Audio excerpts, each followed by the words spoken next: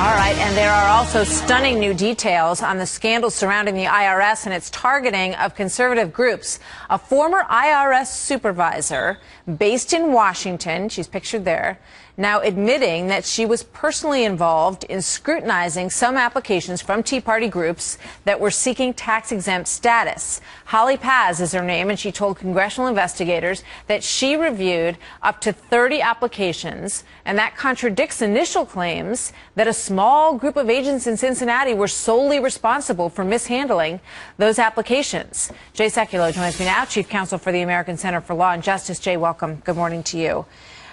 So, hi, Martha. Good morning.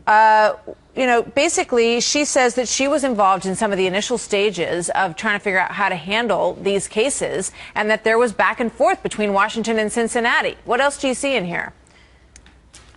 Well, first of all, I'm holding in my hand letters from Holly Paz. So when everybody was saying this was Cincinnati, I've been saying from the outset that there are people at high levels in Washington, D.C. involved in it, and I've got the letters from Holly Paz with her signature on it. So that's number one.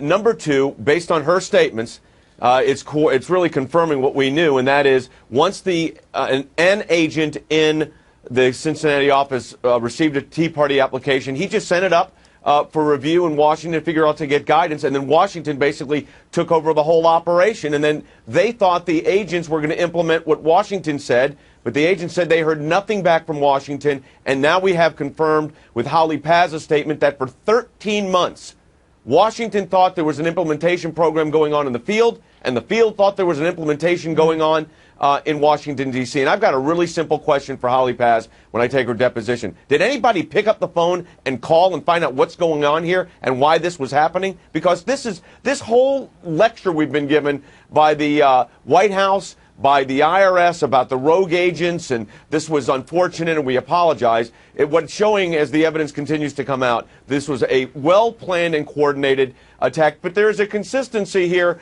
of inconsistencies. They can't keep their story straight, Martha, at the end of the day. That's the biggest problem here. They change it every time there's more information. All right, but Jay, you know, the bigger picture here becomes, was there any connection? And Holly Paz indicates there was no connection between the administration or President Obama or anybody at the White House in terms of this program. Yeah. It remains to be answered, though, you know, what the impetus was for this program and you know, sort of whether or not the IRS, senior IRS officials were guiding it for a political reason. That, you know, folks would say there's no evidence of that so far.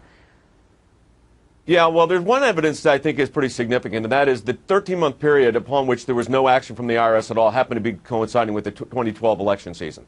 So maybe that's just coincidence that for a 12-month, 13-month period, no action was taken on any applications during the election season for the presidency of the United States. So, okay, number one. Number two, I don't think there's a memo from Barack Obama as President of the United States to the Secretary of Treasury or to the IRS Commissioner saying, this is what I want you to do.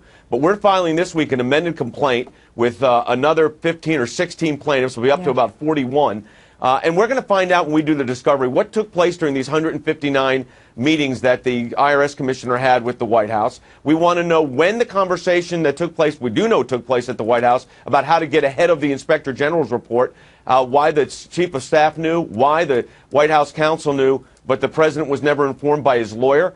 The lawyer representing Lois Lerner, the former law partner of the White House counsel. I mean, you know, you don't have to be a detective to figure out. There may not be a this is what I want you to do IRS memo. But you're going to argue that it was a cultural issue, that the tone was set for from the top, and I think there's compelling reasons to explore that, and that's what you're going to do. Very interesting development here. Jay, thank you so much. We'll see you next time. Thanks.